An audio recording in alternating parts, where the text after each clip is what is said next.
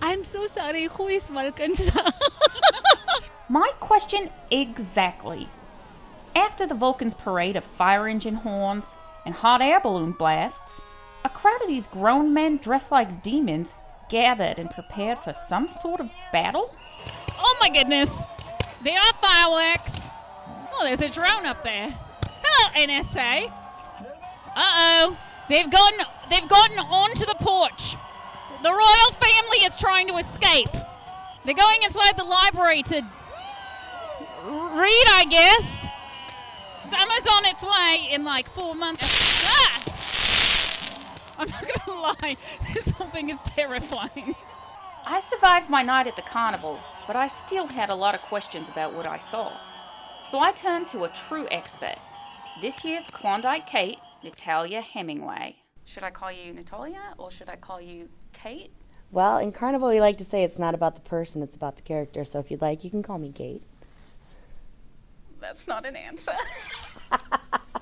Who or what is a Klondike Kate? Klondike Kate is a character in the Saint Paul Winter Carnival that was added some years after its original creation 132 years ago to bring merriment to the organization. Do you think she should wear more feathers? Oh, of course. I think everybody needs feathers. All right. Would you like some feathers? Yes, you want to I wear would some love feathers? some feathers, please. This is all I wanted from this interview, is to wear some of your clothes. Do you know what kind of feathers these are? Those are usually turkey or ostrich feathers, and those are turkey. Okay. So gobble, if gobble. it was Australian, they'd be emu feathers. Oh, there you go. You know, we had a war over emus. Not important, though. Could you maybe, help me understand a little bit, what is the royal family? Who were the Vulcans? What the fuck did we see? So what you saw in there was the royal family who has had reign over this festival until that evening. That evening is known as Vulcan Takeover. And those guys in red are the crew of Vulcanus Rex, who is the character that represents summer. He is the king of summer. Okay. So the true king of the Winter Carnival is actually King Boreas, and he was the guy who had the family in the white and royal regal colors that had originally been standing ground.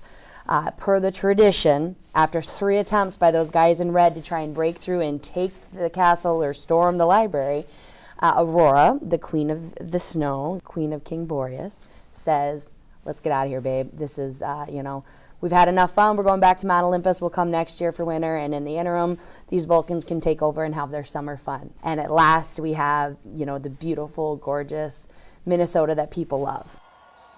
Gorgeous? Everyone seems to have forgotten that it won't be summer until June. And are these Vulcans really the heroes of the day? I met some of these Vulcans. Can you feel the warmth? From you? Yes. I mean, you do appear to be alive. I was a Vulcan going back to 1993. All right. I was the king of the Winter Carnival Vulcans in 2004. That's what this is. We have a former royal here. My card. This is what we look like. That's for you. I can have one? Take that back to Australia. I'll see what I can get for it on eBay. No, I'm kidding. I'm kidding. I'll keep it forever. Who have we got here? Duke Fertilius, 1989. 1989. Was that a good year? It was a great year.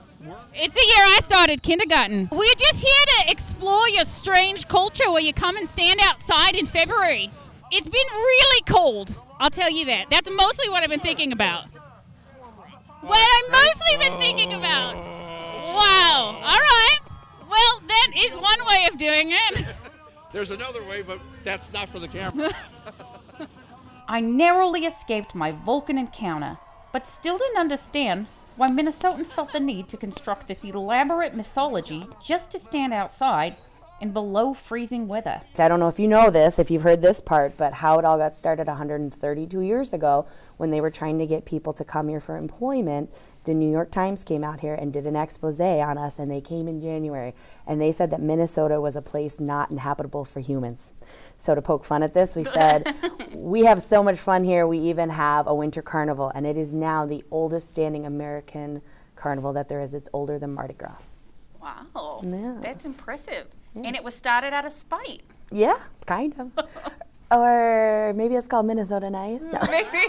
It's Winter Carnival, come on, get happy. Whether it was an outbreak of Minnesota nice, or the cold froze my brain, or maybe it was just Stockholm Syndrome, I think I may have accidentally joined a cult. Is it a show?